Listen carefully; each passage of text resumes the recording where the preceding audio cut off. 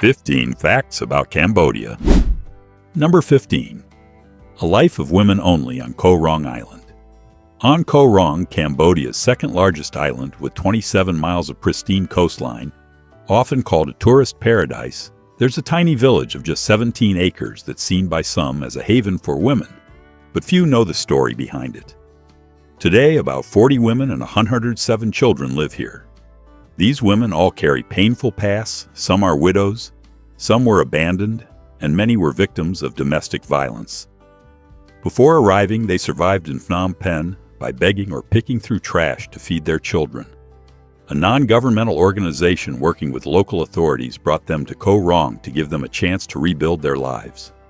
Imagine starting from nothing on a remote island with no phone service, no TV, only the sound of the waves and an old radio for news.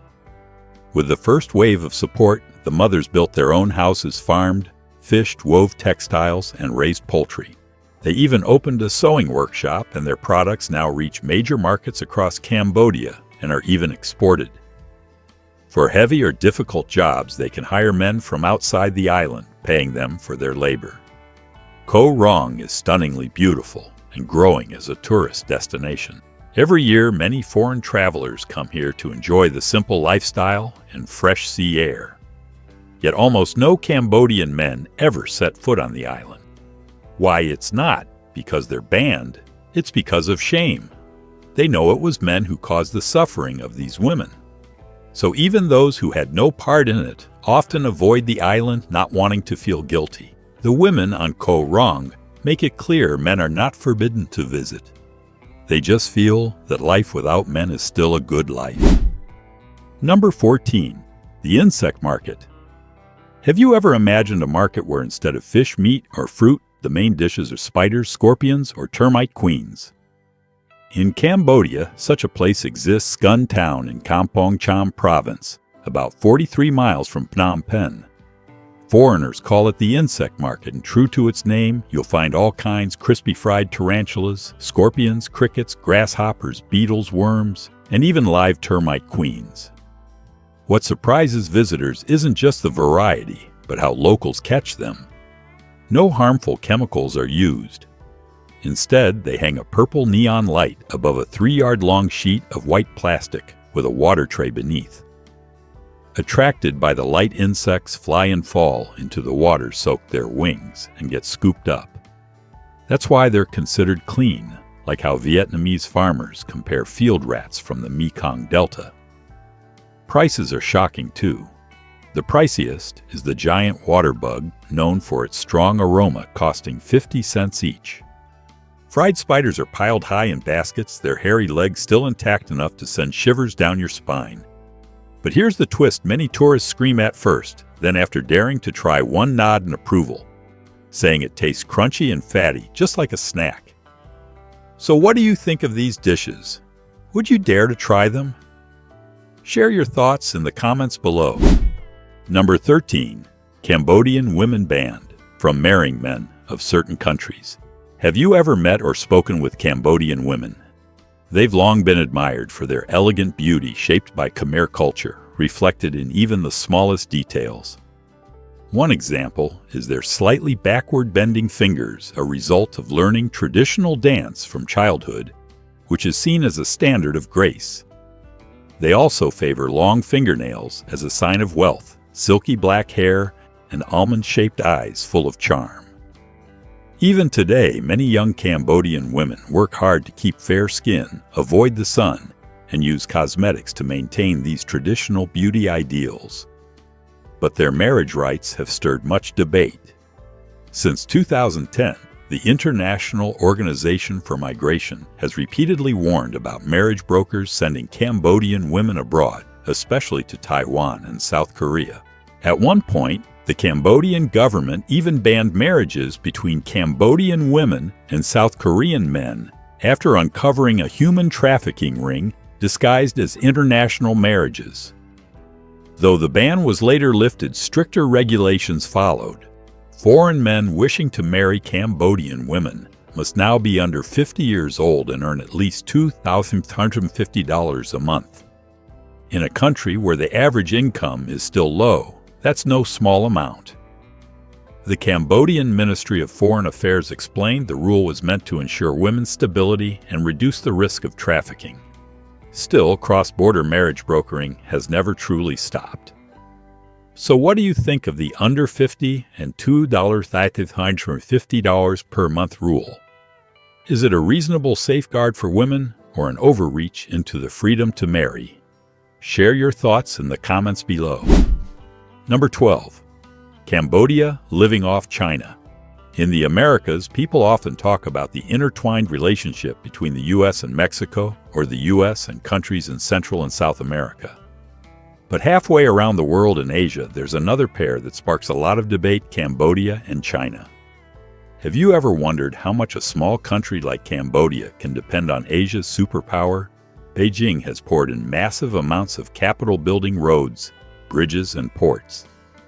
In return, Phnom Penh gives them political support and a strategic gateway to the Gulf of Thailand. On the surface, it may look like win-win, but the numbers tell a different story. China accounts for nearly 50% of Cambodia's total foreign direct investment, more than $17 to $18 billion, and about 43% of Cambodia's nearly $10 billion public debt also comes from Beijing. Put simply, for every $10 Cambodia borrows, nearly $5 comes from China. The port city of Sihanoukville is the clearest example. In just a few years, dusty streets turned into rows of high-rises and hotels, most catering to Chinese visitors. Believe it or not, many tourists say that walking around Sihanoukville feels like being in a mini Chinese city. Before the pandemic, nearly 40% of Cambodia's international visitors were Chinese. And most recently, the Funan Canal project has raised fresh concerns. The canal, about 112 miles long and costing over $1.7 billion, is funded and built with Chinese capital and expertise. On paper, it connects the Mekong River and Tonle Sap Lake to the Gulf of Thailand, helping Cambodia reduce its reliance on shipping routes through Vietnam and giving it direct access to the sea. But what do you think when observers warn this waterway might allow not only cargo ships, but also Chinese military vessels to reach deep into the heart of Southeast Asia? Number 11. A school that accepts trash for tuition. If you think tuition can only be paid with money, head to Kampong Speu province, about 71 miles west of Phnom Penh. At Coconut School, located inside a national park, students pay tuition with recyclable trash.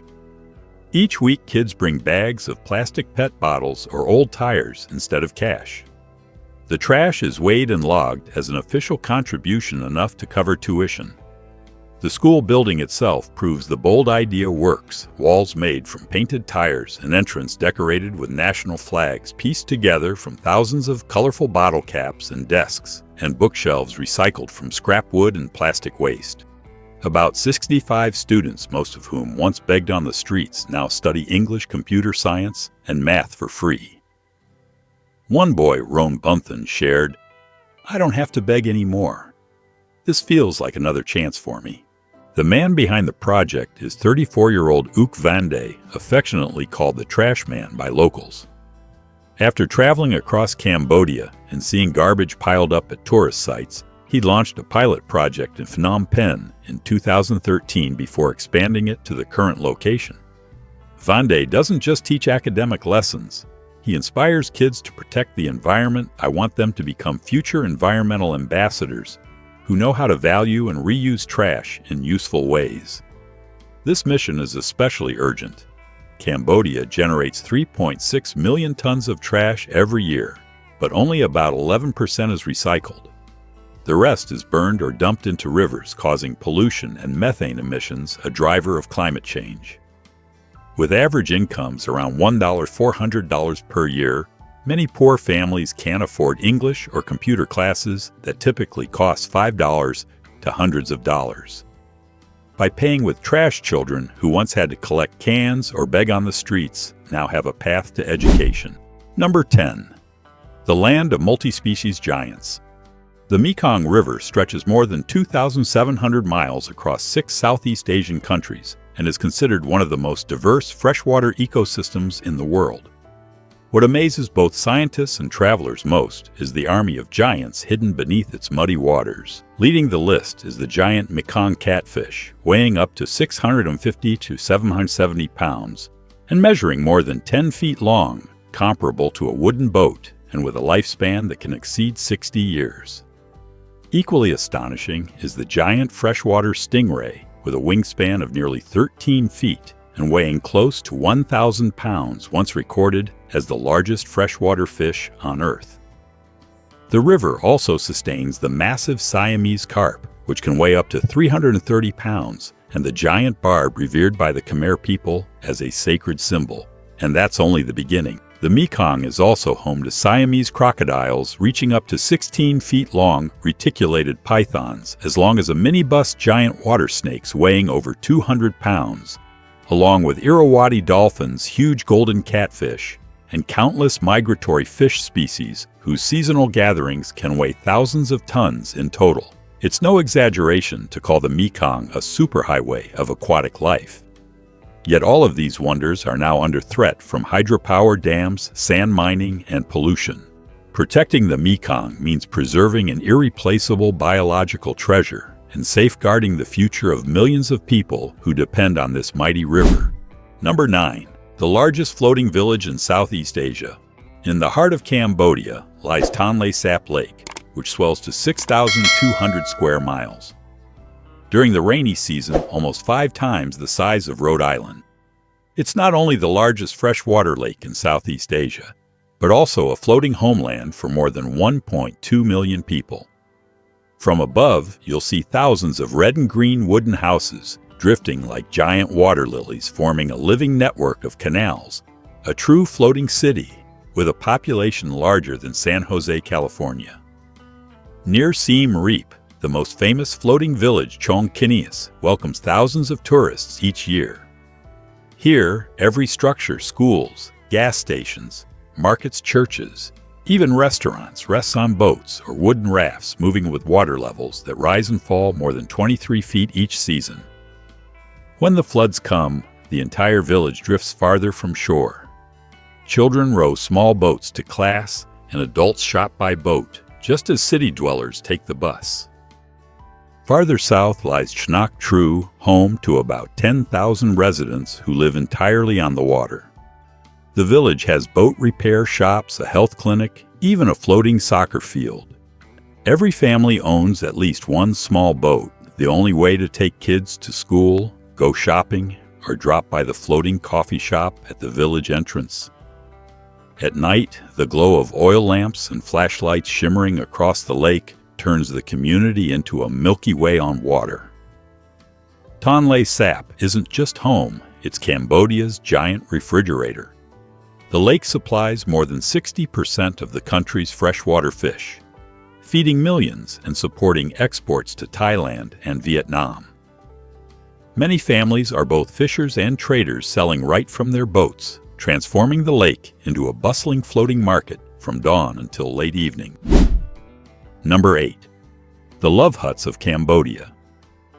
Deep in the green forests of Ratanakiri Province, more than 310 miles northeast of Phnom Penh, the Krayong ethnic group continues a unique dating tradition known as the Love Hut, or Bachelor Hut. When a girl reaches maturity, her father builds her a small wooden hut next to the family home, or sometimes on the edge of the forest, where she can freely welcome young men she wants to get to know. What surprises and sometimes shocks international visitors is that the girl has full authority to invite and allow young men to stay overnight, singing, talking, and spending days together. This trial dating process may repeat with different men until she finds the partner she wants. Anthropologists note that some young women may spend months or even years meeting dozens of candidates before choosing a husband. The goal isn't promiscuity, but to reduce divorce and infidelity. Research by the Phnom Penh Institute of Anthropology shows that divorce among the Krayong is only about 2 to 3% far lower than Cambodia's national average of 15%. Many believe that giving women the freedom to choose is the reason for such lasting marriages. Still, the tradition sparks debate. Some human rights activists worry that as tourism grows, curiosity from outsiders could lead to misunderstandings or commercialization of the practice. Authorities in Ratanakiri now advise visitors to respect the privacy of Kroung families and not to photograph or intrude into the love huts. Number 7. The mysterious temples that defy science. Just as Egypt has the pyramids and Peru has Machu Picchu, Cambodia boasts an entire complex of temples that has puzzled modern science for decades. First is Angkor Wat, the national symbol and the largest religious monument in the world. Built in the 12th century, Angkor Wat spans more than 400 acres, bigger than Vatican City. Millions of sandstone blocks, each weighing tons, were fitted tightly together without mortar, creating a structure that has stood for nearly 900 years. Its walls, stretching nearly half a mile, are carved with detailed scenes from the Ramayana and Mahabharata epics, like a library of stone. What still baffles scholars is how the ancient Khmers transported the massive stones from quarries miles away at a time when Europe was just beginning to build Gothic cathedrals. No less impressive is Angkor Thom, once the capital city, covering 3.5 square miles. At its center stands Bayon Temple with more than 200 giant stone faces, each nearly 13 feet tall, all wearing the same enigmatic smile. Western visitors call it the Stone Mona Lisa because of the mystery in its eyes and lips. Some scholars suggest they depict King Jayavarman VII, but the truth remains uncertain. Deeper in the jungle, Ta Prohm offers a surreal sight. Built in the late 12th century, it has been almost swallowed by towering trees, their 130-foot roots gripping the temple, like nature reclaiming man's work. The scene looks like something from an adventure novel, and it became famous as a filming location for the 2001 movie Tomb Raider. Farther still, about 75 miles northeast of Siem Reap, is Koh Ker, the short-lived 10th century Khmer capital. Its highlight is Prasat Thom, a 7-tiered pyramid rising 118 feet high, resembling a giant stairway to the sky. Visitors call it the Machu Picchu of Cambodia for its imposing presence, mystery, and unanswered questions about its purpose and construction. Number 6. Sidewalk culture. We all know that to really feel the lifestyle of a country, all you need to do is step out onto the street and walk around. Cambodia is no different. In the capital, Phnom Penh, just stroll along Manavong Boulevard or around the central market Sar Tame, and you'll see hundreds of street stalls packed tightly together. According to an unofficial count, Phnom Penh alone has more than 20,000 small sidewalk businesses, selling everything from breakfast foods to motorbike repair, haircuts, and even lottery tickets. What surprises visitors most is the street food. Vendors sell everything from familiar dishes like numban, choke Khmer noodles, and pork innards porridge, to brave eats like fried tarantulas, grilled scorpions, and roasted crickets, all served from simple push carts operating from 5 a.m. until midnight. A little insider tip: street food usually costs less than the restaurants you'll visit. During the day, the sidewalks double as community spaces. A common sight is men sipping condensed milk coffee on low plastic stools. Old men playing Chinese chess while kids kick soccer balls, play shuttlecock, or skate right in the middle of the walkway. In the evenings, you'll often catch groups of young people blasting karaoke from portable speakers, or men sitting on mats drinking Angkor beer, feasting on grilled seafood, and clinking glasses noisily. Compared with Singapore's spotless sidewalks, Cambodia's look downright chaotic. Number 5. Cambodia's heavenly dance. Can you believe that a single dance can become a nation's cultural passport to the world? In Cambodia, the Apsara dance has done just that. The origins of Apsara go back more than 1,000 years, when Angkor Wat's bas-reliefs depicted over 1,500 celestial dancers, symbols of beauty and grace in mythology. To bring these stone figures to life, Khmer dancers train for years. Many girls begin at age 7 or 8, stretching their fingers daily until they bend nearly 90 degrees. Could you hold your hand like that for more than 10 minutes? Most tourists who try burst out laughing and give up. This dance nearly vanished during the Khmer Rouge era, when countless artists were persecuted. But Princess Bofa Devi, daughter of King Sihanouk, painstakingly gathered surviving dancers, rebuilt the royal troupe, and brought Apsara to stages in Paris, Tokyo, and New York.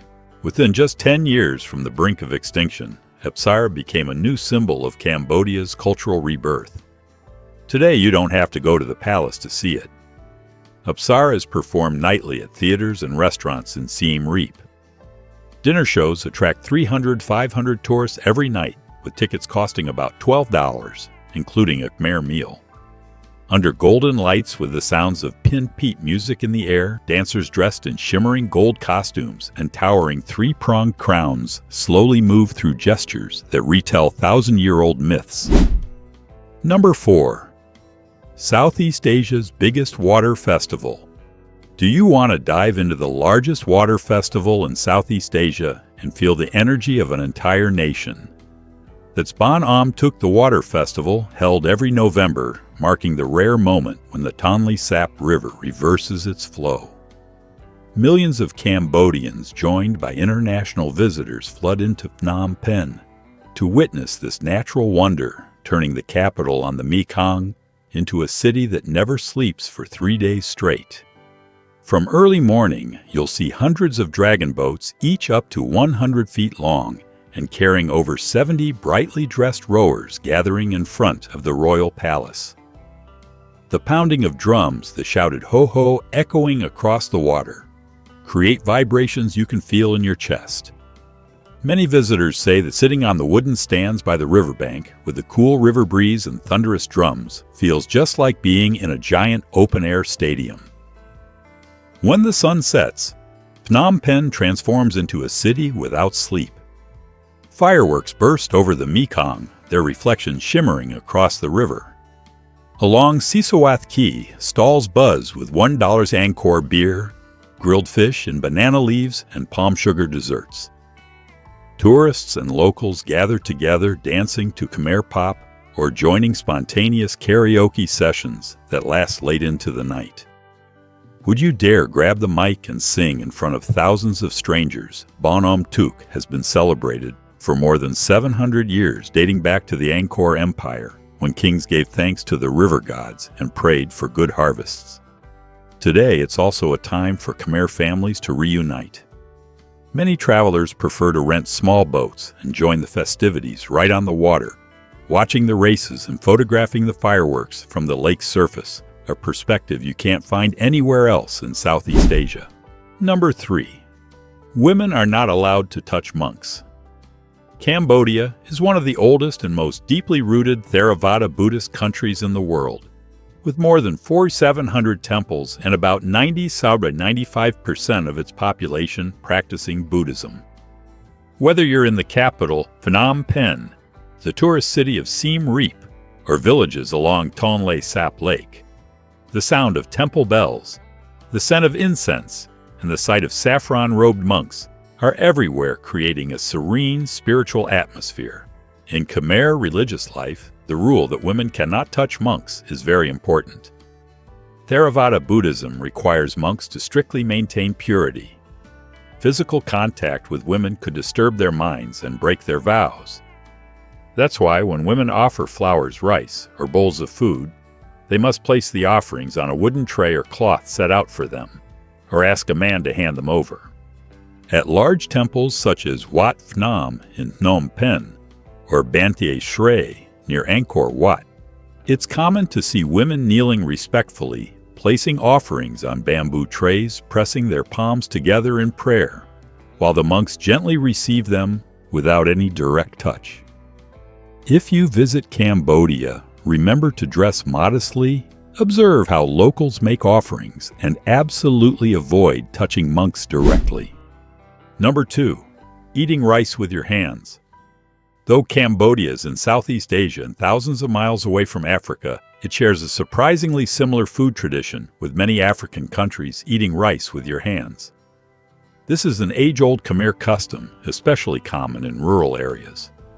During family gatherings, festivals, or ancestral ceremonies, people sit together on a round mat with dishes placed in the center for everyone to share. each person takes rice and food with their right hand. Why only the right Khmer people, influenced by Theravada Buddhism and ancient Indian customs, regard the right hand as the clean hand for eating and serving food, while the left hand is reserved for hygiene. When taking rice, they often roll it into small bite-sized balls. This isn't just practical, it also reflects closeness, warmth, and respect for the meal. If you visit villages near Battambang or the floating communities of Tonle Sap, you'll see entire families from children to grandparents gathered around the mat, laughing, talking, and sharing food. In Phnom Penh and Siem Reap, this habit has gradually given way to spoons, chopsticks, and forks in modern dining. Still, travelers can relive the authentic experience through community food tours or traditional family meals. Hosts usually guide guests to wash their hands thoroughly before showing them the proper Khmer way of holding rice and grabbing food. Number 1. Cambodia's own clock. Did you know that in Cambodia, people don't just use the International Gregorian calendar, but also maintain the traditional Khmer calendar? This calendar is based entirely on the lunar cycle, much like those in Myanmar and Thailand. As a result, major holidays don't line up with the familiar January 1st of our calendar. The Khmer New Year, known as Chalchnam Thmei, usually falls in mid-April, right when Americans are enjoying spring and planning Easter holidays. And many American visitors are stunned to hear Cambodians cheerfully say, "Happy New Year," when the Gregorian calendar still shows April. The upside, you get to celebrate New Year's twice in 1 year. Right now, while you're watching this documentary under the Gregorian calendar in the Khmer calendar, it's actually the month of Asach year 2569 of the Buddhist era. We've just explored 15 fascinating facts about Cambodia, all painting a vivid picture of a country that feels both familiar and mysterious. So which of these 15 facts amazed you the most? Leave your thoughts in the comments below, and don't forget to hit subscribe to keep exploring the world with us.